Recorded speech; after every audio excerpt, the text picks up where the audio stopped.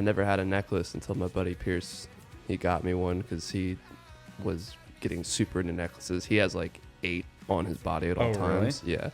And now that I have this one like tiny chain, I really like it and I never take it off. Yeah. I take mine off to sleep. It's kind of long. Yeah. And it like sometimes will like dangle. Yeah, you got a thick hook on my ear and shit. Yeah, it's very thick. Yeah, my mom thought that was cool. I was like, okay, I'm not going to question you. Yeah, no. Sitting here with Christian Sparacio. On that note, thank you for coming on the show, man. I'm excited to talk about the new single, Rocketship, and your new EP that you have coming out. But first, let's start with why you picked the Beatles Revolver to display here on my nightstand. And if you're listening, you can watch a YouTube video on my channel and see our beautiful faces and this beautiful album cover here. Absolutely, man. Well, first off, thanks so much, Parker, for having me. I've loved listening to these podcasts. A lot of my friends have been on here, and just glad I get to share this space with you today. As for Revolver and the Beatles, seems a little bit like a cliche to pick the Beatles, but one thing that I've grown to appreciate so much is my family really just loves the Beatles, and it makes me feel close to them to be able to be like, we share this love of a band, and we get to, go basically through every album. It's always different. They're so influential that it just really, resonates with me. And Revolver specifically, I think Eleanor Rigby is one of the best songs ever. Yeah. And it impacted me as a 6-7-year-old. Right. So it brings me back to when I realized music had meaning, and it could be more than just a love song by John Legend or something. No shame against John Legend. Right. I love John Legend, but it showed me that music can be more. So I think that's why I chose that one. That's funny. That I think was my first favorite Beatles song as well, when I was maybe in 3rd grade, and my dad played the number 1 hits album for me, and that one always stuck out with me. And then I don't know about you. For me, Beatles were a 3rd grade to 5th grade thing. I was like, oh, this is cool. And then I kind of stopped because for some reason I thought they were oh, that's music for kids for some reason. Oh, really? Yeah, I don't know why. And then when I was 20, 21, one of my roommates at the time, that was his favorite band of all time. And we went through all the albums, and I was like, oh my gosh, there's so many songs I've never heard of. This is why they're the geniuses that they are. Yeah. And now I'm just a total Beatles nerd. 100%, man. Yeah, I agree wholeheartedly. I don't know what my timeline was like. Similar vibe, though. My dad played it in the car. Yeah. And he was from the very start, was this is the greatest band of all time. Mm-hmm. And I was like, no way. This is not that good. I want to listen to some My Chemical Romance or something. Yeah. And he was like, no, trust me. You will know one day why. And now I understand. And I was like, all right, I get it. Yeah. Yeah. And Revolver is probably my favorite album, great, man. Personally. It's so good. To me, it's what the White Album could have been if they cut some of the fat. I feel that. Yeah. Yeah. But I've come to love the White Album as well. Oh, yeah. I mean, they all have the cool thing about the Beatles, they all have something special about them that a lot of bands can't achieve. Right. And you could listen even in one album. And the Beatles are okay, this album is going to have folk elements. This other album is going to have these really cool production elements that are whatever, and then you bring in Eric Clapton, who's homies, eventually took George Harrison's wife. Yeah.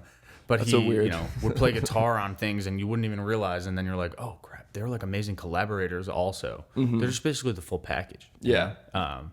So pretty cool to me. Gotta love them. Yeah. That's funny you mentioned your family band was kind of the Beatles, because I know we talked about it before, but my family band, for some reason, it was the Goo Goo Dolls. Oh, I remember you mentioning that. Yes, yeah. We've seen them 3 or 4 times over my lifetime, and they just were always at the beginning of my life, the band that my family and I listened to. Yeah. And listening to Rocketship, your new single, it really gave me Goo Goo Dolls vibes. Yeah. How did they play into your world of musical influences? Wow. Yeah. I mean, first off, that's an amazing comparison to make, because I too love the Goo Goo Dolls. I feel like we talked about this. Yeah. I think they get a bad rap, like U2, the Goo Goo Dolls, sometimes Coldplay. They get they get a bad rap, and I'm like, dude, these are like some of the best bands of what, like the late 90s or early 2000s kind of. But I would say it's accessible songwriting, right? And it's also deeply emotional to where like to things that people can relate to. And you know, you just want to be in the crowd and like wave your lighter to them. You know what I mean? And I think that kind of sentiment, that kind of vibe, that emotion definitely resonates with me. And I just try to put that into my songs because, you know, I'm not a musical virtuoso. Like I'm not going to write this like 20 chord song. Rocketship has like 6 chords, you know, and I feel like the Google Dolls are similar and they still achieved like this worldwide renown. Because music doesn't have to be overcomplicated. And I think the Google Dolls and bands like them kind of showed me that and gave me the confidence to create. And their emotion really comes through very well. Oh, yeah. Johnny's like voice is just perfect, especially for the music that they end up arranging around it almost. Agreed. Do you have a favorite song or top 3? Oh, man. I mean, Name is awesome. Is like one of my favorites. Obviously, Iris. Yeah. And then trying to think of dang it. Dude, one of my favorites was Sympathy. Oh yeah, that was a great one. There's one that's like, is it Black Balloon? Yeah. I'm naming all the hits. I'm not as much of a Google Dolls like. No, I'm the same way. Savant. I don't know a lot of the deep cuts. Yeah.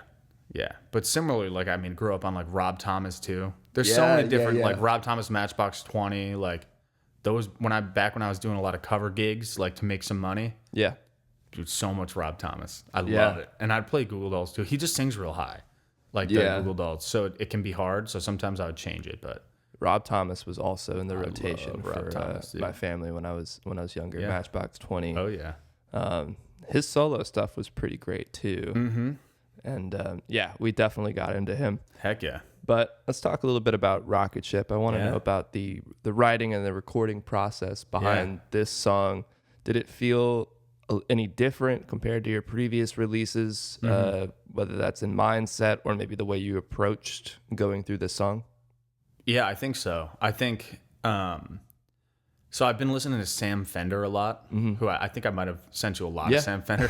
Yes. Once I find out people don't like listen to Sam Fender, I'm like, I force them to. Yeah. Because I just love him. And I love his like, I didn't have that many like upbeat, like forward, like lean up in your chair songs. You know what I mean? So instrumentally, it was inspired by like wanting to be more upbeat, a more consistent, you know, chord progression and rhythm. And then, you know, as for for like the songwriting itself, right? Like the lyrics, I was kind of like, I gave myself a deadline. I was like, I need to finish this EP by this time. You know, I'm trying to be more regimented. So I'm sitting in my room and I was thinking about, you know, what inspires me outside of just like, you know, romantic love or like, oh, like this cushy, I love my family kind of thing. And I think I got really deep into, you know, the why of like who I admire. And I think one of the people that I admire most in my life, or like, I have really great women in my life. You know, my mom, my aunts and things like that. But specifically my mom, she had a really hard life. And something I admire so much about her is that she was able to say, I can't control this. I need to find a way out of this. And she just lifted herself up. And now she lifts me up, my brothers up, my dad, pretty much everyone around her. And she's not judgmental, you know? So I basically wrote it about her and how I want, you know, I appreciate and admire that she lifts me up. She's my rocket ship, right? Yeah. But also that like, you know, I almost feel guilty that I have had such a good upbringing because I'm like, why do I have all of this and none of it went to you?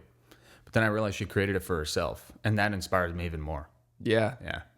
And dude, I understand that way of thinking because it is tough to feel like you didn't earn maybe what you have. Yep. But it's also, you know, you didn't choose that. And exactly. Feeling guilty about it doesn't help either. No, it doesn't help at all. You know? Yeah. So when you were writing this, did you sit down and say, I'm going to write a song about this? Or did it sort of weave its way into it and you gradually found out what you were going to write about as it came along? I think it eventually weaved its way in because I started writing the song initially about, a close friend of mine that I love very much who doesn't have a good parental situation. And I just kept longing. I was like, I wish this person had my mom in their life, had someone like my mom to lift them up, right? So I initially started writing it about them and how I would hope they would, not change their behavior, but be inspired to lift themselves out of a bad situation. And then I started with the choruses like, you're a rocket ship, you lift me higher, higher and higher. And I was like, this is really just about my mom and how I want her to kind of, I want everyone to have my mom. She's like the best. Yeah, you know what yeah. I mean? So I think it weaved its way in from a different place, but ultimately I think it was always, somewhat about her. Okay. Yeah. That's interesting. It's almost like having a sort of idea of what you're going for and then chipping away at it till you get to the very core of exactly what it's about. Yeah. Yeah. Has that been the process usually when you're writing songs, or do you try to do different methods of getting there? I think I always have a theme, some sort of vibe. Yeah. And I think that's something I really value in my music is that people can listen to it and they know the vibe immediately.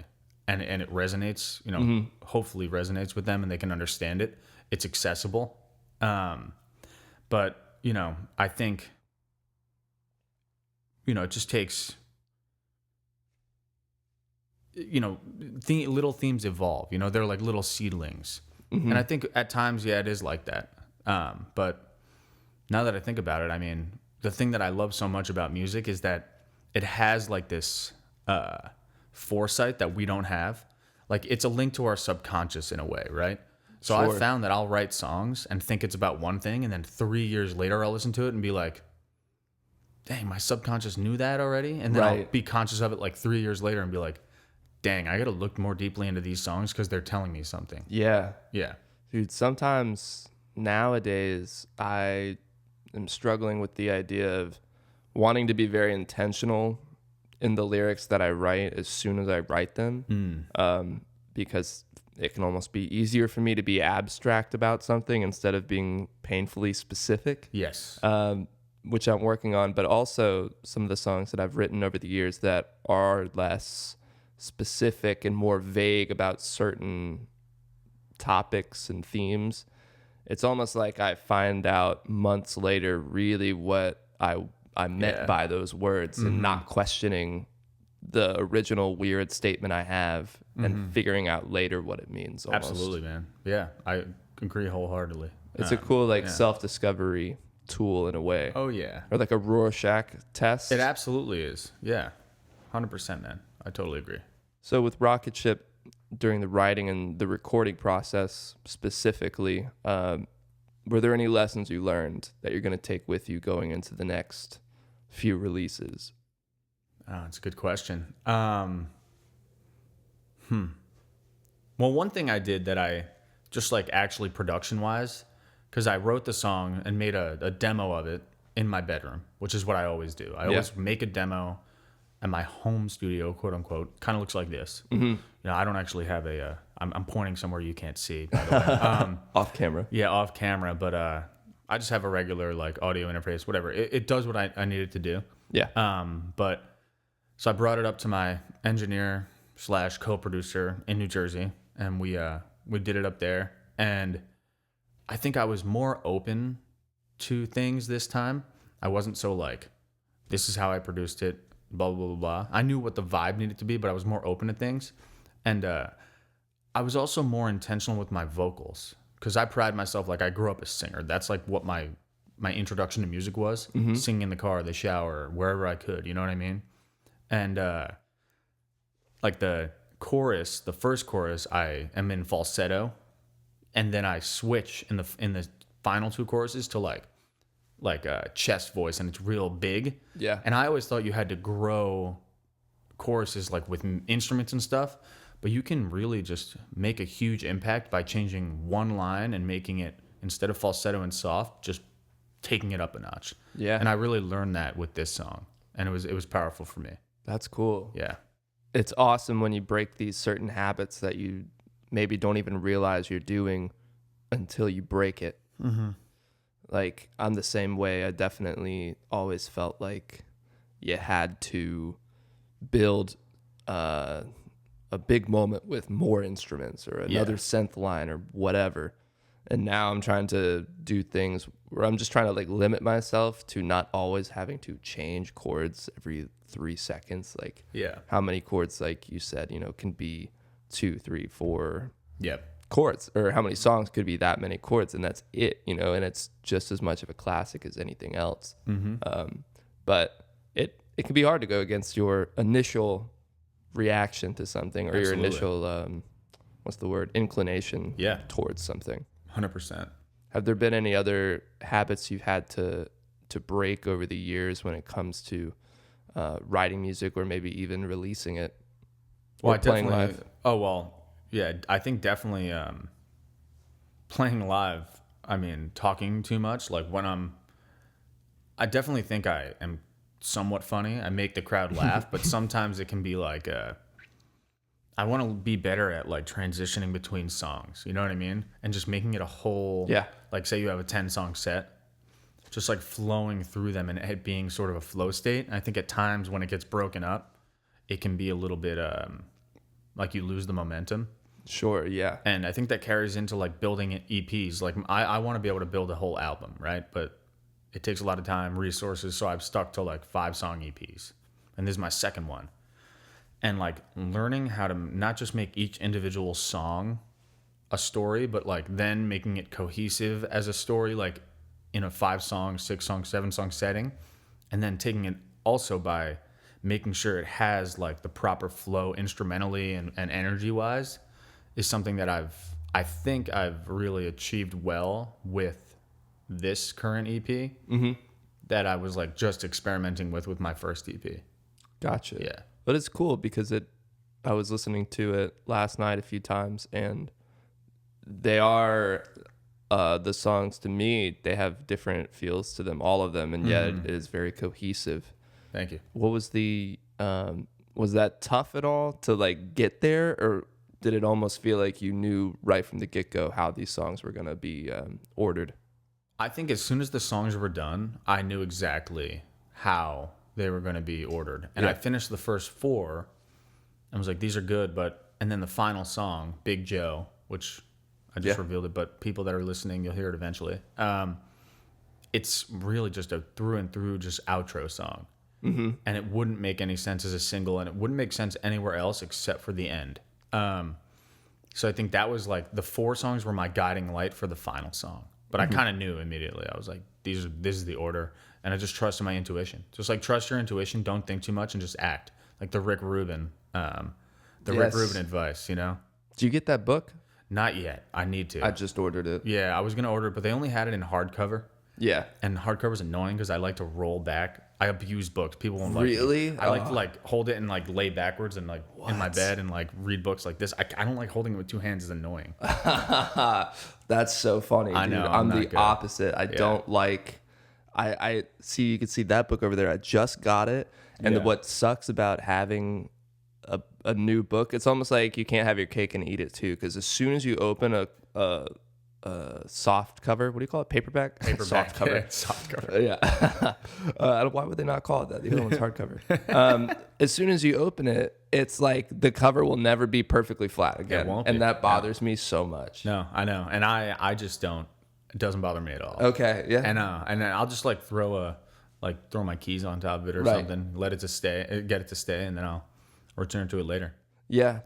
But no, if you can stand the hardcover of the Rick Rubin book, they just lowered the price like crazy on Amazon. Oh, really? Which I don't know why they did that, because I was about to pay full price. Yeah, it's like $20 book. Yeah. Yeah, but honestly, I'd pay that. I don't really... that it's worth it for me with like Rick Rubin and how not notorious, but like influential he is. Yes. And like it's cool. He doesn't play any instruments. He doesn't do anything crazy. He's just like an energy guy, which I'm big on. Like that's my thing. I love that because I'm not a crazy gifted like prodigy musician. You know? Yeah. I somebody who just curates the vibes. Yep. Gets everything going.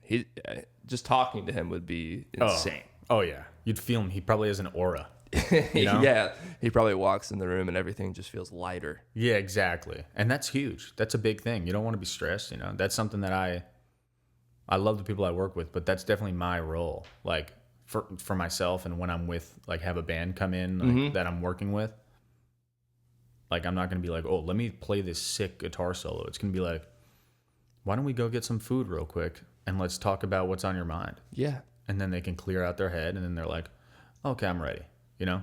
Yeah. That's how that resonates with me, and I appreciate that. What would you say is maybe the most important thing for you in a collaboration, whether that's with another songwriter or session musicians or a band? Well, I just think understanding the goal and being aligned is really important. You know, obviously on paper being like, okay, these are the sections that you need to focus on, make sure you practice them. But also just talking about, like, things that are abstract. Like, I want this guitar solo to feel like it's been the dead of winter, you've been in Antarctica for like 6 months, and you finally get to take your shoes off and, like, feel sand between your toes. And for some reason, people be like, "Oh, I think I know that feeling." Yeah. And then somehow they'll be like do this sick guitar bend, and it feels like the waves, and I'm like, wow, right on. Nice. Sick. So that's the most important, just being aligned, not only in, like, actual goal and structure of what we want to do, but also vibe. And communication is so important for that. 100%, man. Yeah. It's so important. And having somebody, thankfully, pretty much all of my experiences in the recording studio have always been with people who are very good at communication and just want, like you said, to accomplish the goal, get everybody to the same place. But it can be tough at first, especially if you're writing about something that is maybe a little more personal and you don't want to, or it's tough to get to that place. Yes. But using visuals, like you said, and actually AG said that on her episode, using like a visual cue as opposed to being like, oh, just do like some pentatonic scale stuff, is so much more interesting. Oh, yeah. You know, because it's like painting, but with sound. 100%. Yeah. That's the way it's got to be. And I have no issue being, you know, if I'm collaborating with someone, like I did a collaboration with this artist, Nelly. Yeah. Not Nelly the rapper. I was like, hold on. Yeah, no, imagine. Hot in Here I actually wrote when I was 3. Whoa, impressive. But no, and we ended up just having a Zoom call for like 45 minutes, not writing anything, just talking about what was going to inspire us, you know, what was on our minds. And then I just started playing this guitar lick and phrase, and she was like, oh, okay. And then she started singing the chorus. And I was like, hell yeah. That's interesting. It was cool. Because we took the time to, like, actually align, like, emotionally, spiritually, whatever you want to call it. Yeah. Which was cool. And that makes sense. It's funny we don't do that with a lot of other things. It's always like, let's get down to it, make it happen. But it's nice when you can actually come to a real understanding of each other, at least in that moment, before you really get down to work. Oh, yeah. 100%. It kind of laid like the spiritual ground floor for the session. Yep. I love the openness in Misery Loves Company. I wrote that down here. I wrote, it's giving Paul Simon. No way. Yeah. Really? That's what it made me think of. And now I don't listen to him too much, but you know, I've heard a lot of his solo stuff. Man. And I love Paul Simon. it fits that vibe for sure. Where did the inspiration come for that song? That one's a deep song. So I think the guitar line, I just like really,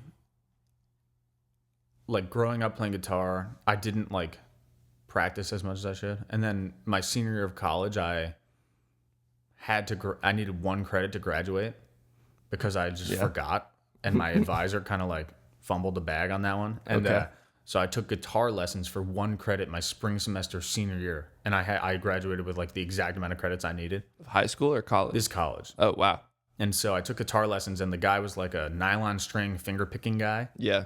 So like I attribute most of my guitar writing to him. I forgot his name. I don't remember his name. Wow. We would meet once a week for half an hour. And he would drive up 3 hours every week from Boston. He would drive 3 hours to teach one kid. No, for he 30 had minutes? like 40 students. But he would do it. He would stay for like 3 days and do it. But he really taught me like that Travis picking and like finger picking thing. And then I was just like, I really am kind of fixated on like that Avett Brothers like walking bass line thing because it's simple, but it sounds cool and it adds like a vibe. So that was the inspiration for like the like guitar line. And then as far as like the actual vocals or actual lyrics, I think I had a situation where I was, you know, I pride myself in being like a respectful guy with integrity, right? And like I've historically been like well liked by my friends' parents. Mm-hmm. They've always trusted me to like take care of them, like their kids. If like with the trouble happened, they were like, okay, you're with Christian, you'll be fine. And this one set of parents just didn't even give me a chance. Oh. Just immediately was like, we don't want that person in your life. Whoa. And they didn't even give me a chance. They didn't meet me. They didn't know anything. And I was like, I feel like I'm a pretty good guy. And I was talking to my mom about it, and it like really bothered me. I was like, I didn't do anything. Like, at least give me a shot. And if I screw it up, fine, whatever. That's okay. Yeah. And they just never did. And my mom said one phrase to me. She was like, one thing you need to understand, Christian, is that misery loves company. So whenever people are miserable, a lot of them are going to try to make you miserable also. It's just a projection. Shared misery, because it's like, if I can't be happy, you can't either. And people that meet me, like, I'm generally a very happy guy, you know? And for most people, like, I like to share that with people. I like to be around happy people, and we get to share it. But these people just didn't have the same mentality. So I just wrote it about that. Gotcha. So it meant a lot to me in that regard. Whoa. Yeah. Yeah, I had to learn that lesson the hard way as well with an old roommate. Oh, yeah. And that is, and when you live with somebody who's like that, that's really tough. Oh, it's the worst. Because you can't, you come home and it doesn't feel like home. It's like walking on eggshells. Yeah. And it sucks, man. You can't do anything about that for people. That's only something that somebody can get themselves out of. 100%. All you can do is be yourself, still give them love, you know, surround them with goodness. And if they decide not to take it, fine, it's out of your control. Yeah. Don't fret over it. So there's a line in Misery Loves Company. It's like, so you know, you don't want me, whatever, blah, blah. I don't even remember what it says. And it says, so I'll send you flowers and give you all my love. Because no matter what, like, I'm not going to let you change me and tear my heart out. You know what I mean? Yeah. I'm not going to lean into your misery. If you can look back and say, hey, I did all I could do and more, then at least you won't have regrets about it. Yeah. And you don't let them, negative people have a way of making other people feel bad and negative. Dude, yeah. Sucking like, the life they out call of the them room. Toxic personalities, cancers, you know, those people exist, and I try my best to avoid them. Yes. And then you start to, once you experience one that really like shapes you, you see that quickly in other people, which in a way is a blessing, right? At first I thought it was a curse. I had to go through this. And then now I look back on it and think, hey, at least that happened so early on, you know, when I was 20, instead of it happening later in life and not being able to recognize it. Yeah, no, it's a good lesson. And it's good that you're aware of that. Yeah. And I feel like I am too. And I'm still learning, you know, I'm not perfect. I talk about I'm a good guy. Yeah, of course. But like everyone is growing and evolving. And who am I to judge these other people for having misery right now? True. You know? Yeah. You know, if you can extend that compassion. It's all about compassion, in my opinion, you know, and sometimes people never learn. Sometimes it takes them 40, 50, 60, 70 years. True. And I'm not the one that's going to be judging them for what their timeline looks like, you know? Yeah. And we all do have a very different timeline, which can be hard to remember sometimes, you know, offering yourself that grace even. It's to be like, why am I not where I want to be right now? It's like, how many people don't necessarily feel like they even get close to where they want to be until they're much older. Yeah, that's well said, man. Yeah, I totally agree. It's hard to really like embody that though sometimes. Yeah, you just have to keep reminding yourself. You got to keep reminding yourself for sure. I like asking this question a lot. What do you or what song do you feel like surprised you the most that you've written over the years? And which one, maybe it's the same one, maybe it's not, do you feel like you're the most proud of? Wow. Okay. Well, I think my song Baby Blue, it's pretty much just like a simple, like acoustic, like finger pick song. And I wrote it like in the heat of COVID, like we're trapped in the basement. I actually wrote the first half, like, you know, it was like an idea, like a year and a half before COVID. Mm-hmm. And then this harkens back to like music knowing things. So I get into COVID and like, we're like 3 months in, it's like really dark and I'm like, dang, I want to leave. I'm getting worried. Like, oh, will things be the same when the world opens up? Blah, blah, blah. And I finished up the song and couldn't get to a studio. And I added some like cool vocal stuff that I wanted to. And I made it as a demo. And then I sent it to my manager and a bunch of other people. And they were like, dude, just release this. And that shocked me. Because Wow. I never thought that I'd be able to produce, mix, and release my own music. I thought I always had to lean on someone else. Yeah. So that surprised me, and it honestly gave me confidence moving forward to be like, sometimes I can do that. You know what I mean? And Right. sometimes I don't want to, but sometimes I'm like, you know what? I don't need to put someone else's, influence on this. So that surprised me the most.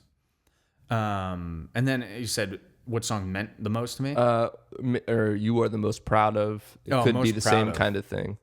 I think the song I'm the most proud of that kind of resonates with me, that will resonate with me forever, is my song Language of Silence. Okay. Which I think is like a slept on song on my Spotify. It always seems to be. Doesn't get a lot of the one that attention. doesn't get as much love from other people. Yeah, you it doesn't. think is one of the best. And the thing I love the most about that is it's basically, that's the song when I mention like, oh, so this song knew things before I knew them. You know what I mean? Yeah. So in college, and I went to a Quaker high school. Okay. So a Quaker, like Quakerism. Okay. Not like Quaker Oats, like Amish Right. people. Right. But Yeah. Quakers, The it's just OG like, Quakers. yeah, it's just like all about like feeling the universe, like the light of the universe, and like being inspired by it, and But it's letting it speak to you. Right? It started from Christianity, but it branched off, and I don't believe it's not like rooted in scripture anymore. Oh. It's very fascinating, and I know that. love the Quakers. I would honestly, if there was a Quaker meeting house down here, I would go. Whoa. But I think there's one, and it's like 20 minutes away, and they only meet twice a month, and I'm like nervous to go Oh yeah. because I feel like an imposter. But I really want to get back into it. But Language of Silence, it started with like, the introduction to like being really spiritual and open to the universe, quote unquote. Yeah. And then when I got to college, I took a lot of like Hinduism, Buddhism classes, did a lot of reading, and I really, really got close with my professor, Nikki Singh. She was like the sweetest woman ever. And she kind of taught me like, love is like the chief thing in the world that makes everything go round, right? And once you are aware of that, it opens a whole new door of life. I found myself like being so conscious of that, and like I like would feel the grass and like be like, oh, like whoa, like, and it just, the world became more intense and I could experience it better. And she wrote a book about Sufi poetry, which is like, Sufism is like a sect of Islam, I believe, but it's like really romantic and like expressive, and the poetry is really cool. And one of the poems was Language of Silence, and it's just, the language of silence is just love, and you don't have to speak, it transcends that, and like you can feel it. And I think that lesson is what made me start feeling the world, make me start feeling other people's energy, and like letting it in and sensing it, and just trusting that gut feeling. So I carry that with me forever, man. Whoa. Sorry, that was like a long tangent. No, that was awesome. That was beautiful. Yeah, when you really come to that realization that love is the thing that makes the world go round. It sounds cheesy, but I mean, it's true. Not just romantic love either. Yeah. Love of all forms, Exactly. It encompasses everything.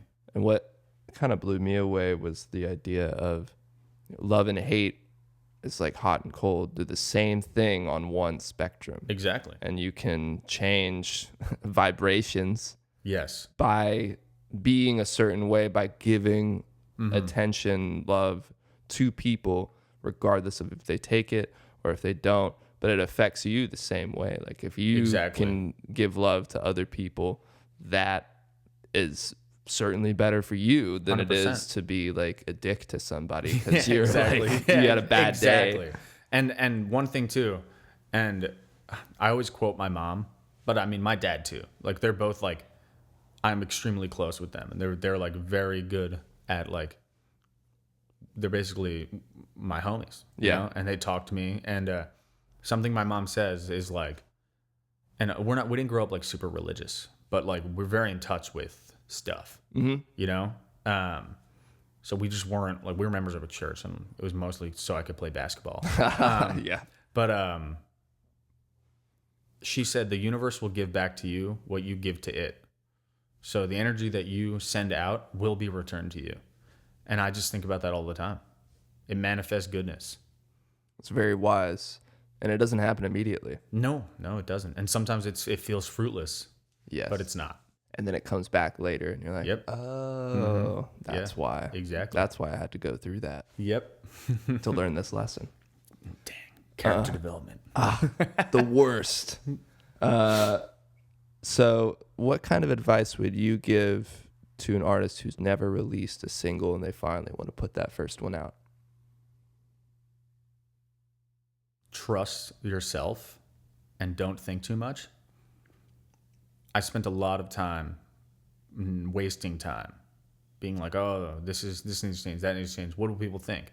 Just put music out. Just do it. Yeah. If you want to take it down later, sure, but just do it and just get the ball rolling, and it will snowball, you know? But that's my best advice with anything.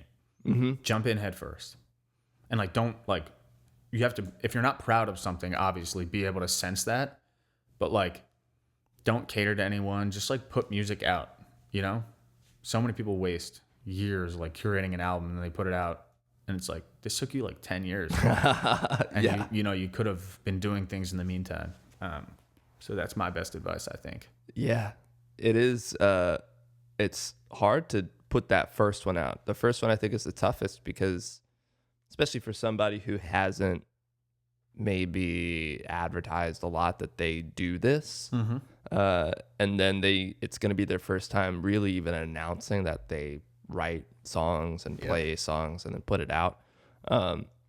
If you get that first one over with, first of all, understand you will look back on it in a way that you'll be maybe proud of the fact you did it, but it won't sound as good as your stuff later. It just won't. Yeah. And you have to get over that. That's okay. So when people say like, oh, I'm a perfectionist, I want to make sure it's perfect before it comes out. I'm like, it won't be. It will never be. It will never be. You'll find things later. I still find things that I'm super proud of, or I find things in songs that I'm super proud of to this day that I still would change. Oh yeah. And like, that will never go away, and it's okay. Just keep moving forward, change, or learn those lessons, and then apply them going 100%. into the future. And not to mention, this is something that I learned that was very difficult for me, was that like my first song sounds nothing like the newest EP, but it allows people to view the timeline of your musical creation. Absolutely. And see how you've evolved. And that's a treat in and of itself. Why do you think we love the Beatles so much? Right. Because we get to watch them learn and grow. And like, were the first Beatles songs better than my first song? 100%. But like, different comparison. Yeah, but it's all in this same idea. Right. And I think that's a beauty of thing. I love going back and seeing like what a guy's first song was. I'm like, oh, that's really weird that he made this song. Yeah. And I'm like, I see where his head was at and how he's evolving and growing, and it's super cool. Yeah, getting to see that evolution is awesome, which is why I think it's funny when people get mad that they're, an artist they like release something that is so different. I would personally rather an artist I love put out an album that maybe I don't like as much, but you can tell they really like tried to do something different. Yeah. Because I respect that idea. I used to love, Boy Pablo? Yeah, a little bit. Yeah. I used to love him. Huge. He had like a huge moment in maybe 2018. And with like one big song, and then that EP was great. And then he put out another EP. That one was pretty good. And then I just realized, and no shade, but every song, every album, dude, it was the same. And now he nailed it the first few times. But at some point, to me, you got to switch it up. And I would rather you switch it up and fail than continue to just do the same thing over and over again. Because Yeah. even if I like it, I won't love it because I'll have heard it before. Yeah, I agree. It's part of being an artist, Yeah. change your setting, do what you need to do, change your experience, and then it will naturally alter the art. Yeah, I love being able to, the idea that we can make so many different things now, because that seems like maybe a product of the time we live in now. Yeah. Because there's inspiration everywhere, and on your phone, you can listen to literally anything from any time period. Yeah. Whenever you want. So of course you're going to be pulling different inspirations from different places. I did want to ask about your music video for About Time. Oh, It's sick, dude. Your Thanks, videos man. are like crystal clear, beautiful landscapes. Where did Thank you you. film About Time? yeah. So that's a cool story. So this was actually during COVID. Okay. It was like probably like 2020, like the tail end. We filmed it, I think, in late September of 2020. So basically, I had this my friend Chantel. I found her via a Instagram ad, and we just became friends. And she really fell in love with my music, and I loved her filming. She's super cool. And so we made a bunch of videos together. She did my Pacific AM video, some other stuff, took photos, and she then moved to Las Vegas. And I texted her. I was like, "Hey, I really want to make a music video. How can we make this happen?" And she goes, "Well, you could just fly here. Flights were cheap because of COVID. Probably irresponsible to do that, but I did it anyway because I was like, I need to just jump in head first." Yeah. And so she was like, "Well, stay at my house, rent a car. I'm not going to charge you anything for the video." That's sweet. It was sick. She's just a homie. Yeah.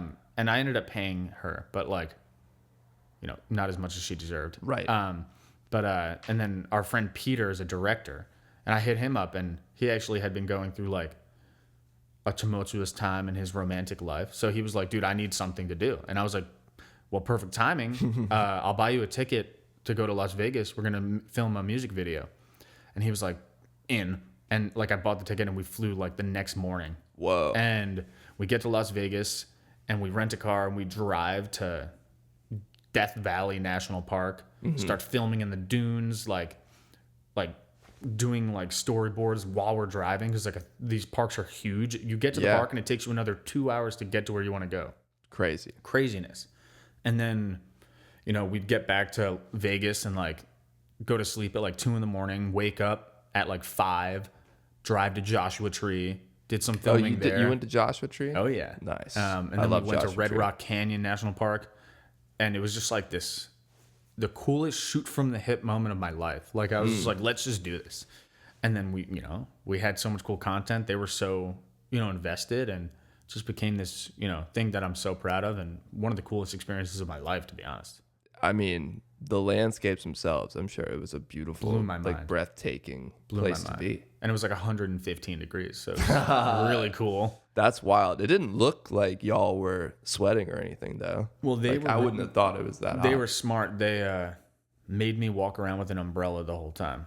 that is to block the sun. And I was like, I don't know if I need that. They were like, if you don't use this umbrella, we're going to sedate you and then wake you up. And I was like, fine, I'll use the umbrella. And they're like, good call. Good Yeah, call. but they're homies. They're great people. Yeah, That's that awesome. was So it was just y'all three? Yeah, and then we actually were looking for an actress. And we were on like backstage.com. Yeah. And everyone was like I hit this girl up that I went to high school with that lived in LA. And I was like, hey, like we need a female actress to play this part. And she was like, yeah, I charge $2,000 a day. And I was like, no. What? Okay, I'm sorry. Maybe we can work together in the future. And then we found this girl, Clotilda, who played Clotilda? Yeah. It's a great name. Yeah, it's an interesting name. Very interesting person. Yeah. Cool girl. Very like has this like crazy like vibrant energy, which we needed because we were like exhausted. Yeah, I'm sure. And she was like, just give me like $100, make sure I'm fed. She just looked at it like the same way we were. Oh, this is an experience. Mm-hmm. So it made it so easy. That's cool. And it was really fun. Yeah. So when you made this, I mean, what were some of the challenges that came up that you didn't expect? I mean, especially something that is so shoot from the hip. It's almost like you didn't have time to worry about what the challenges were. Yeah. Honestly, I didn't think about anything. It was more just like, just do. I was running on like pure adrenaline. and I knew it was going to be exhausting. We walked like 10 miles a day. Like, that didn't bother me. And I think the one thing that I felt a little bad about is I was so wrapped up in the moment that, like, at times Chantel would like suggest something and I would be like, you sure? You sure? And I should have just trusted in the moment. And I think ultimately it worked out, and I wasn't like mean to her, but Yeah. I definitely was a little bit rigid because I was so overwhelmed with like so much emotion and like all this inspiration. Whoa. I think that was a challenge I didn't foresee that I then came out of, and it worked out. Yeah. And then for the next one, you can remember, like, Exactly. take a moment to check in with the collaborators around you. Make sure that everybody's still on the same page. Yep. And just trust them. You're working with them for a reason. Yeah. You know? What would be some of like practical advice for somebody who's never made a music video? One person said, make sure you have enough food. And that is very true. Oh, well, yeah. Practical advice. Yeah. I think the most practical thing is just make sure you're prepared. You know, same with the studio, same with anything. I think there was this one line. It said that the greatest cure for fear is competence. Yeah. And it's like, if you go in and you're not going to feel well, if you're like, what do we do here? Have everything mapped out and obviously be able to like pivot, but know exactly what your plan is. Be very, very efficient because you're burning money basically, you know, get the shots you need and then go to the next location. Get the shots you need to go to the next location. Know what you need. Once you check it off, don't waste time. You only have a certain amount of daylight. You know what you need and just do that. And obviously, like, take care of your body. But that's my best advice outside of, like, being in the moment, all that stuff. But the most practical thing is, like, have a piece of paper. Have it on your phone. Know exactly what the shots are. Dude. And then check them off when they're done. Yes. It's way better to be over-prepared than to be under-prepared and think, like, oh, you know, we're just going to feel it out. No. Yep. There will be moments where you will need to feel it out regardless of how prepared you are. Don't make it harder for yourself. 100%. Yeah. Just go into it with a really solid game plan. Yeah, exactly. Cool. Well, Christian, that's going to take us over to the last 5. Oh, wow. I'm just going to ask you 5 quick questions. We'll be done. Right on. Number 1 is in the studio or playing live? I love both. But ultimately, I think the thing that's going to carry me into my old age is playing live. Yeah. It lets me just fully be myself and be in a perfectly flow state. Totally. You know, and that's something I don't have much of anymore, like full flow state. So you feel like it mainly derives from playing live? Yeah, and I get it in the studio too, but playing live is just like full expression of myself and sharing it with others, and just it's awesome. Yeah, I agree. Now that I'm starting to play live more, I'm like, the needle is slowly moving back that way, but I'm also itching to get back into the studio because I feel like there's something different about being able to create something out of thin air that you're like, this didn't exist this morning. Yeah, exactly. That's a really good point. I think they both have their... Yeah, it's like the yin and yang. You need both. Yep. Number 2 is, what do you think is a perfect album front to back? Oh, it's such a hard question. You can name a few. Can I take my phone out real quick? Yes. Yeah. So... I already think I know some, but let's see here. Pulling out my Spotify. Sorry, guys. No, this is par for the course. Everybody has to use Spotify for this question and one more after this. So I really love, see if I can find the name so I don't screw it up. Simon and Garfunkel, Bridge Over Troubled Water is one of my favorites. I think that's literally like perfect. That song is like, oof. It hits you so hard. It's one of the best piano ballads of all time, in my opinion. And there's some sneaky songs that like didn't get that much attention that are just amazing. Like Only Living Boy in New York is like my favorite song. I really love like Mechanical Bull by Kings of Leon. Oh, well, yeah. I love Kings of Leon. I listened to that once or twice, and I didn't really get behind it other than Super Soaker. Oh, it's a great song. That song rocks. And then what else? I really love Daft Punk. Oh, yeah. Yeah, you were talking about it with Gavin. Shout out. Yes, shout out Gavin. Baby. But I mean, I'm gonna get a lot of flack for this, but my favorite is Random Access Memories. Oh wow. I just Yeah. love it so much, and I love it all. But that one is like a no skip for me. I think it's amazing. Whoa. And then I'm trying to think of one more. I'm gonna try to throw some OG ones in here from Please. my. Sorry, 1 second. Let's see what I can pull up here. And this might be weird too, but 2014 Forest Hills Drive, J. Cole. Oh yeah, I used to have that in my car forever. I love J. Cole, bro. Yeah? I think J. Cole's great. And that's like another one that I just was obsessed with in like 2017 Yeah. and just listened to it nonstop. Dude, I remember that album vividly. I would listen to it all the time when I was driving in LA and feeling like, I don't know, it would hit, man. Yeah, it's great. The last song was always so funny. Just love like it. a 10-minute of him just like reading credits. Yes, dude. Yeah, it's so that's sick. bizarre, but he's so cool. Is that your favorite of his? Probably. Yeah.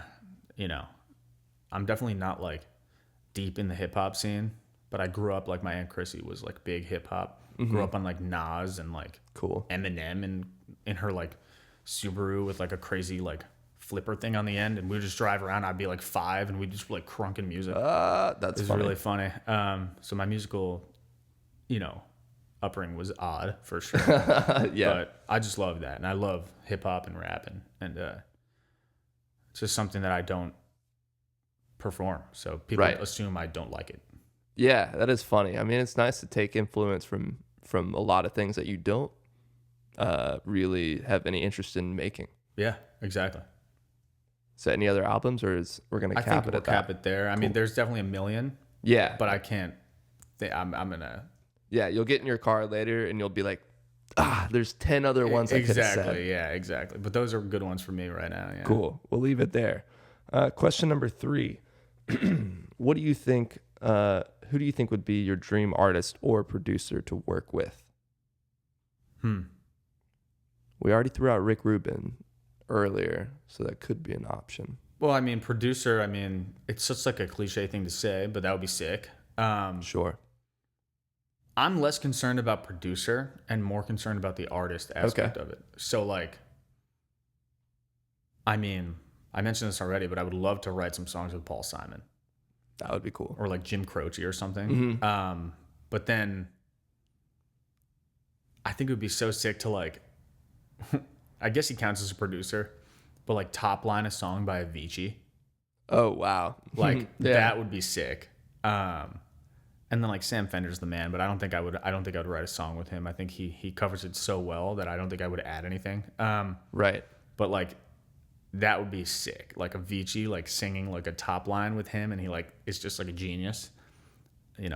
R.I.P. Did he? Oh, yeah. I was like, is that the DJ who died? Yeah, I think I actually have a list of some others. Let me see. He was so young too. He was like 22 or 23. Oh yeah, I do have obviously Daft Punk would be sick because Yeah. they're just amazing. And then like I don't know, I feel like it would be so cool to like write a song with like a My Chemical Romance or something. Just bring me back to my middle school days when I wore Yeah. skinny jeans and wore a lot of black. Love it. Yes.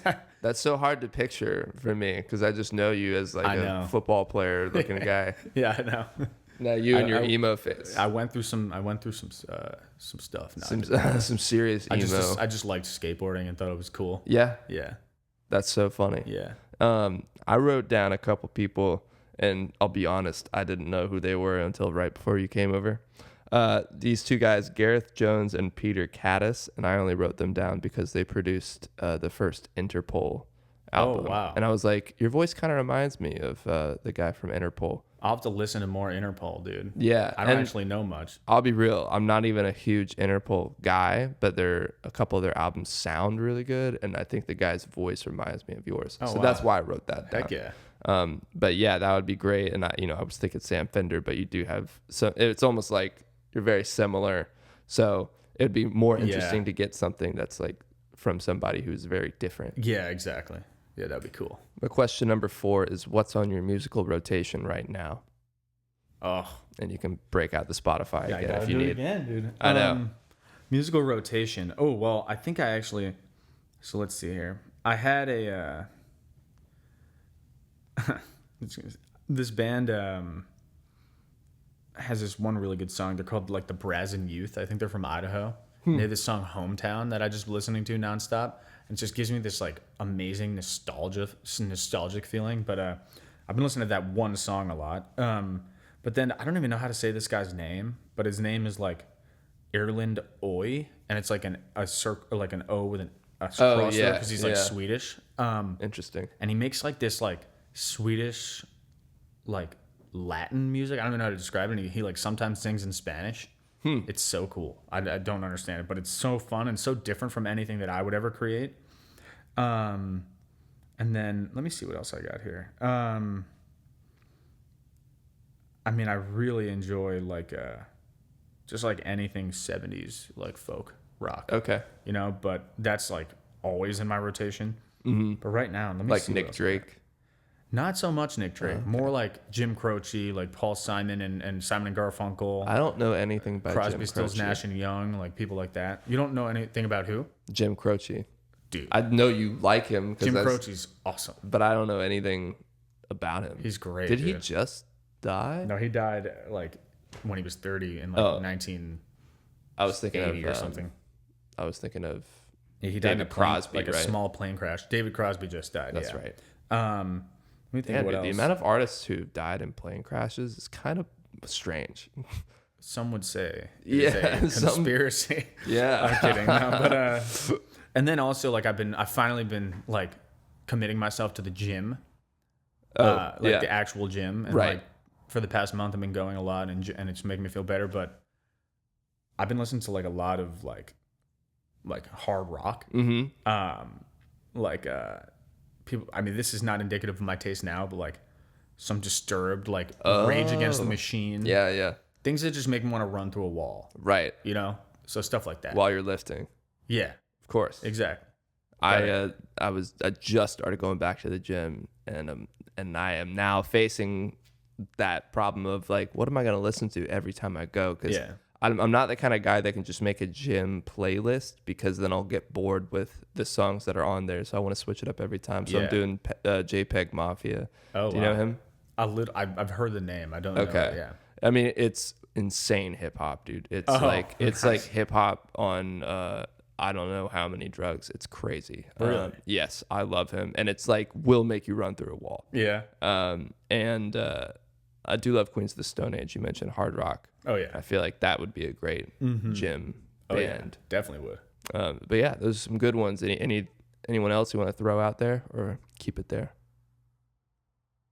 I don't even know, dude. We can cap it there. If you think of another one, we can throw that one out I there. think I'm good there. All right, cool. Yeah. Well, then the last question here is, what's your favorite decade of music, and what's the worst? Really difficult. I just love them all, to be honest. But I mean, if I had to, it would definitely be like. It's hard to choose a decade, but probably the 70s, but like maybe the 60s. But I'd say if I had to choose one, I would choose the 70s because there's enough influence from the 70s, from the 60s in the 70s. Yep. And you still have guys like Sinatra, who I grew up listening to, like still doing stuff. So like, I feel like all the 40s, 50s, and 60s still are around in the 70s. But then you have like this like cool combination of everything in the 70s. And then when you get to the 80s, I don't really like the 80s. But yeah. I'm not huge on the 80s. I don't love 80s music at all. I would consider that the worst. Yeah. And I'm going to get a lot of crap for that. But No, man, I'm with you. I'm always like trashing the 80s. I just don't enjoy it. It's like kind of annoying. Yeah. I mean, yeah. There's no album I can think of from the 80s that like a whole album that I would be like, let me listen to that. Yeah. There's a couple, but like in an entire 10-year period that I can't think of many, it's not a good sign for me. Yeah. And there's some stuff, but you know, some like songs in Guitar Hero that I like. Sure. Yeah. Like everybody wants to rule like the Def world. Leppard or something. Yeah. Dude, oh God. See, that's what I always say. I'm like, I can't do the Def Leppards and the White Snakes anymore. Exactly. Like I've heard enough. My parents love that shit, and I think saw Kiss Journey is twice. stupid too, to be honest. I don't like Kiss? Kiss. Yeah, I think that's silly. I respect them for the marketing. Oh, 100%. And like taking over I the just world. Don't love but Journey is actually a good band. Yeah. Journey rocks. I Is can't Boston listen from to the them. 80s? Yes, I Boston's think. pretty good. I don't actually know. I think the first album that might have came out in Yeah. like '78. There's still a ton of great 80s bands. Don't get me wrong. But Absolutely. I think like when you think of the 80s, what do you think of? Like boombox, Right. like silly stuff. You know, Exactly. to me it's I respect it. It's art in and of itself and it was influential, but it's just not what I listen to. Yeah, and so many. It was like new synths that everybody Yeah, didn't really exactly. know how to use. Quite Drum yet. machines and stuff. Yeah, Yeah, the yeah. gated reverb on snares never failed in the 80s. Exactly. Yeah, and that's the thing about that question is you can't really think too hard, otherwise you're going to be like, actually that one album came out. It's like it's not the point. You Yeah, just exactly. take Just gotta, a like, decade and destroy it. It's 100%. totally fine. Yeah.